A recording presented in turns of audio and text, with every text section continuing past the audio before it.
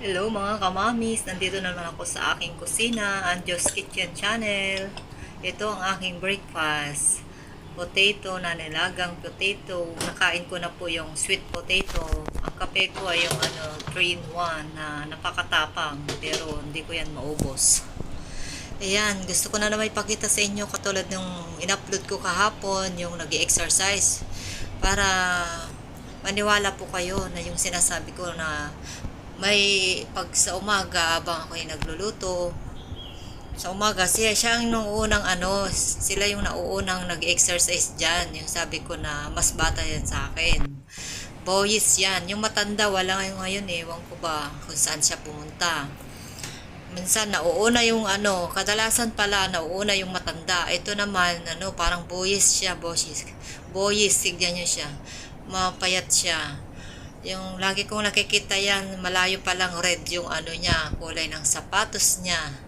Ayan, tignan mo, napakatyaga niyang mag-exercise. Yan ang ginagawa nilang exercise. Yung matanda exercise din. Inaikot-ikot niya yung mga kamay niya. Ito yung daanan, papunta doon. Nasa crossing kami nasa crossing. Kaya ito, daanan papunta dito. Tapos papunta doon. Pakita ko sa inyo yung mga daanan dito. So, nasa crossing yung bahay namin sa taas. So, na maganda. Kahit hindi na ako bumaba, madami ako napapadaan na mga tao dito pinapanood ko. Ayan. Nag-exercise talaga yan. Tignan nyo. Payat siya na maliit. Na parang Pinoy din ang mga tangkad nila, guys. Kamamis, nung una kong dumating dito, sabi ko, nagulat din ako, hindi ko expected na marami din palang mga maliliit na kasing tulad nating Pinoy, mga Chinese. Hindi katulad ng sa Middle East, maliliit sila pero malalaki yung katawan, pandak, pero matatangkad din, meron din, pero iba talaga yung breed nila doon. Malaki yung mga puwet, malalaki yung mga katawan, kahit na mababa yung amo ko ng babae, mababa lang, kasing tangkad ko lang, pero yung katawan ba, mataba, ganun. Ito talagang parang native din yung mga size natin dito sa mga Chinese, pares lang tayo. Meron pa mas maliit pa dyan. O, diba? Exercise. Yan, lagi yan nag-exercise, mga kamamis. Lagi-lagi yan. Hindi naman siya daily. Siguro, every other day. Lagi ko yan nakikita. Kaya na-inspired ako na gayahin din siya. Pero hindi yung pag wala akong gawain na, pag wala yung amo. O, tingnan mo. Ginagawa niya. Diba? Nag-stretch talaga siya ng katawan. Maliksi siya, maliit.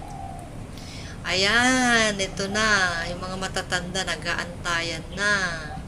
Sila lang muna mga guys. Inaayos yung mga sapatos nila. Ayan Oh, sinasandal dun sa pader. Yung dalawa. Tapos meron doon dalawa nagmamarites.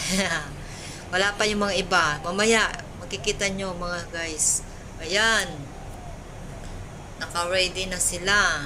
Binalikan ko na kasi naglinis pa ako. Kasi wala pa sila kanina. Ayan. Tignan nyo, nag-yoga na yung mga matatanda. Yung katulad kahapon, sila din. 6 lang sila guys, mga kamamis. 6 lang sila lagi. Pero minsan marami sila Ewan ko ba. Absent siguro yung mga iba. Pero kadalasan 6. Ayan, nag-yoga sila. Gayahin nyo guys, mga kamamis. Diba? Matatanda na sila pero may tiyaga silang mag-exercise kasi gusto pa nilang humaba yung buhay nila. Dapat ganyan din sa atin sa Pilipinas, mga matatanda sa atin. Wala akong makita Kaya nga tinuturo ko din sa anak ko na mag-exercise din. Walang turo-turo sa atin kasi mga matatanda mag-exercise Sa school lang naman, sa eskwela.